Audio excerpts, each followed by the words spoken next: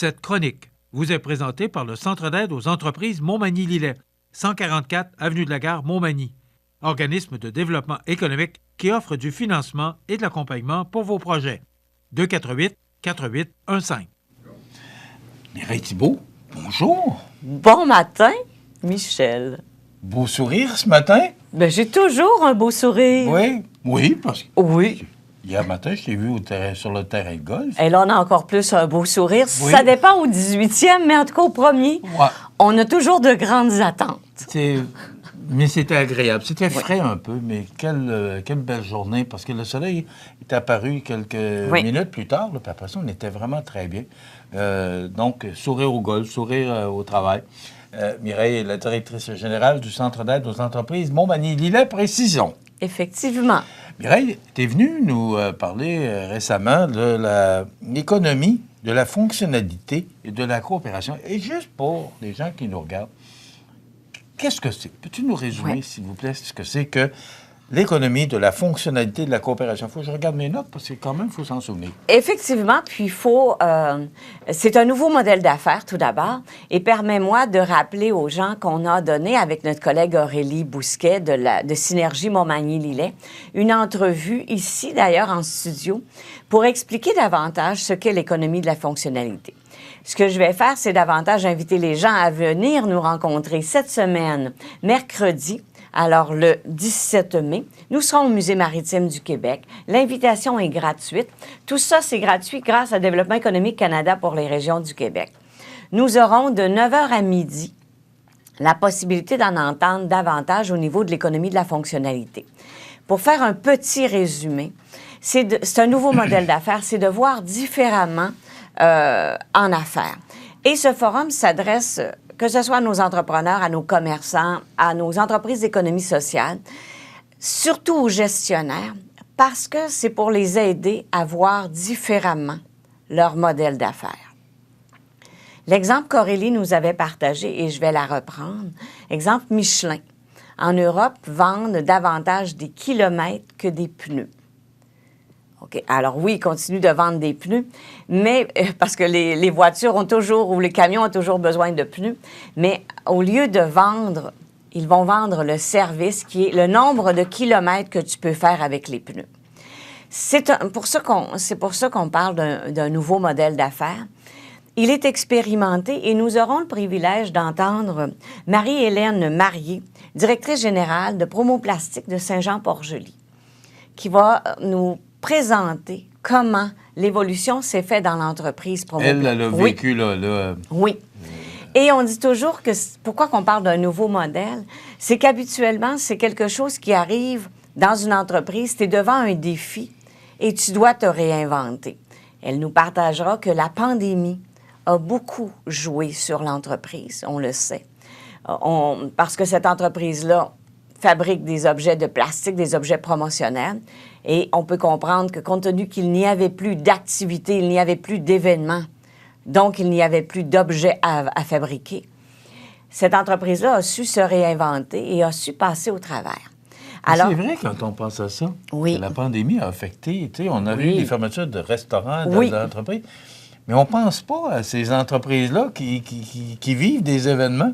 Parce qu'on fait l'effigie de... Je sais Carnaval. Pas s'il le fabrique encore, mais... Elle nous dira tout ça cette semaine. Mais je sais qu'il fabriquait l'effigie du bonhomme Carnaval, là, du Carnaval de Québec. Oui.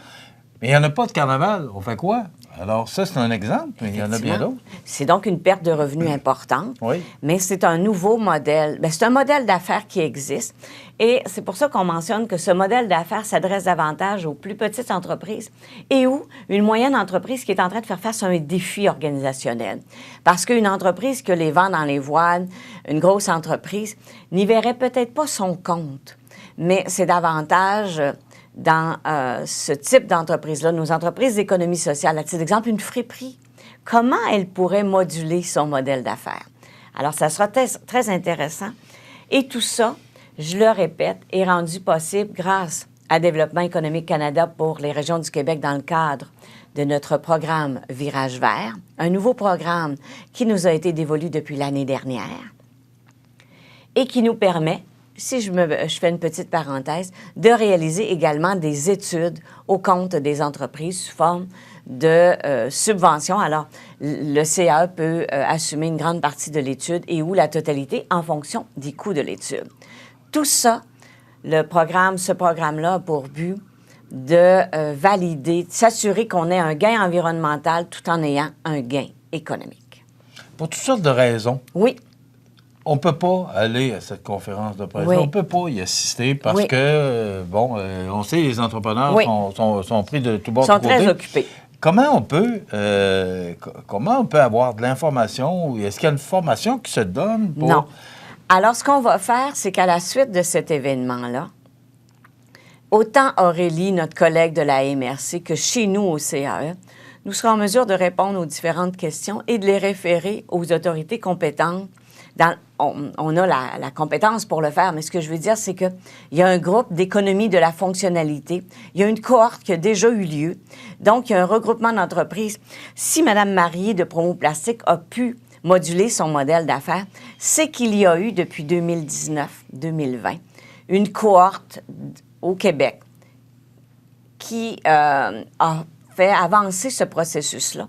Donc, c'est grâce à ces gens-là de l'économie de la fonctionnalité qu'on pourra mettre en lien une entreprise. Il faut savoir une chose importante. Une entreprise seule ne peut faire ce modèle. C'est qu'habituellement, c'est une cohorte de plus d'une entreprise pour créer la dynamique. Alors, c'est important, mais à tout le moins, on peut donner des informations en vue de la prochaine cohorte, parce qu'il y aura assurément une prochaine cohorte. Il faut être créatif aujourd'hui.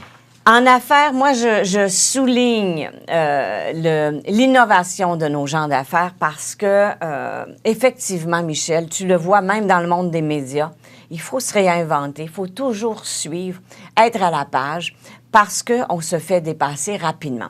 Dans l'entreprise, que ce soit nos commerçants, les entreprises d'économie sociale, c'est le même défi qui guette. Donc, il faut s'assurer d'aller explorer.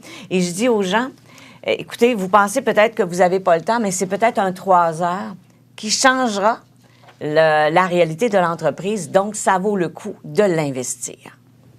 Maintenant, dans un autre ordre d'idée, Oui. il va y avoir une autre formation. Oui. Ça s'appelle déléguer au lieu de se débarrasser. Honnêtement, là, j'ai trouvé ça drôle quand je l'ai vu. Oui. J'ai délégué au lieu de se débarrasser. Probablement que certaines gens entendent ça aujourd'hui et disent « Ouais, c'est important. » Oui. Cette formation, elle aussi, elle est rendue possible grâce à notre ligne d'affaires du développement local de Développement économique Canada pour les régions du Québec. Elle sera offerte en format Zoom. On voit à l'écran le 6 juin prochain de 7h30 à 9h30. Je te dirais, Michel, qu'elle s'adresse à nos commerçants principalement, à nos petites entreprises et également aux gens en ressources humaines, à nos travailleurs autonomes. Pourquoi?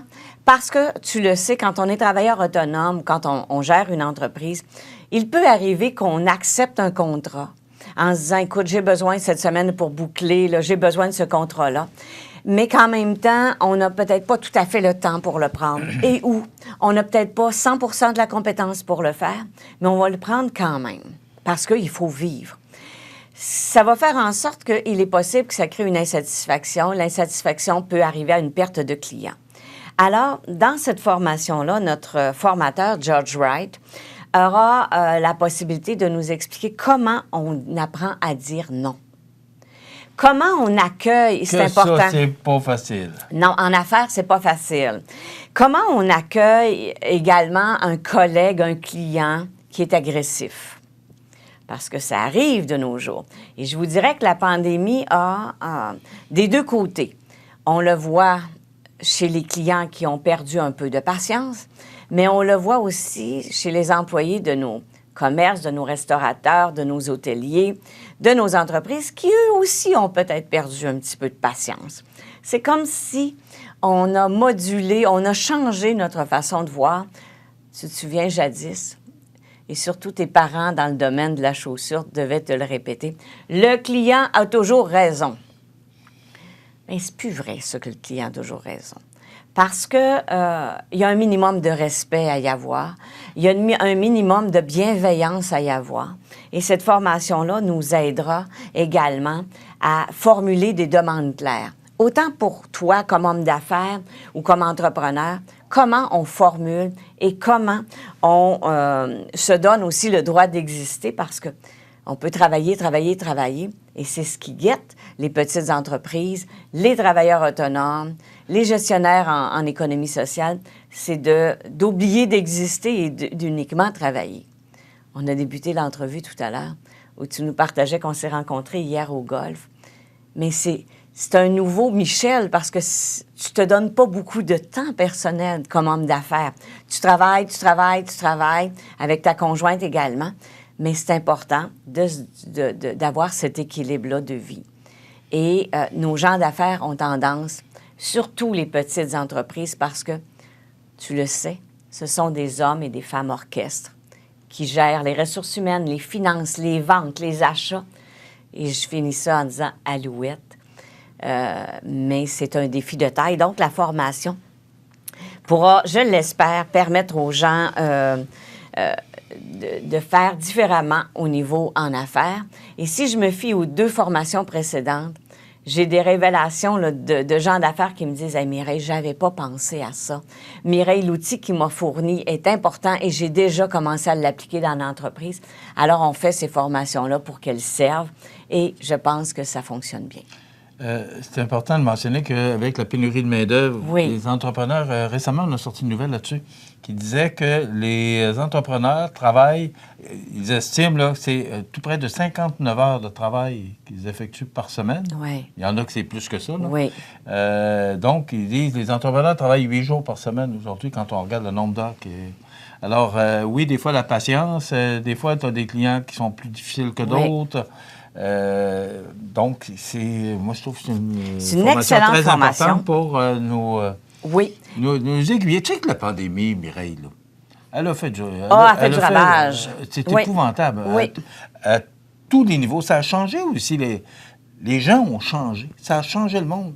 C'est ce que je disais, la patience. Confiné à la maison pour pas être capable de sortir. Là, la patience a changé.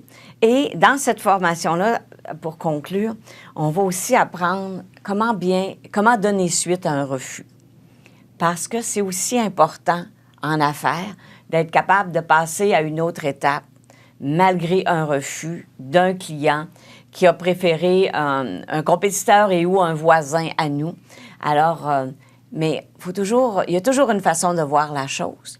Et c'est ce que nous présenterons à nos invités, à nos gens en affaires qui suivront cette formation-là. Il y a beaucoup de défis pour les gens d'affaires. Tu sais, ce qu'on vit depuis quelques mois, l'augmentation des taux d'intérêt. Tu sais, là, on sort d'une pandémie, les taux d'intérêt, l'économie qui va moins bien.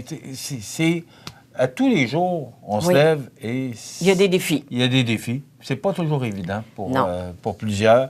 Alors, moi, je trouve que ce sont 2 formations très importantes. De nous apprendre à faire autrement. Oui. L'économie de la fonctionnalité de la coopération.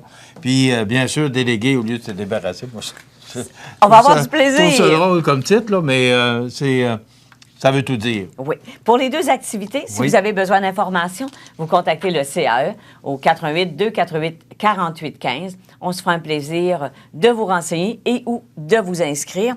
Et pour l'économie de la fonctionnalité, vous pouvez le faire ou sinon contacter notre collègue Aurélie directement à la MRC. Jusqu'à maintenant, il y a pas mal d'inscriptions? Oui, c'est intéressant. Oui. Il reste de la place toutefois au Musée maritime du Québec à Lillet avec une belle vue sur le fleuve. Donc, venez apprendre tout en partageant un bon moment.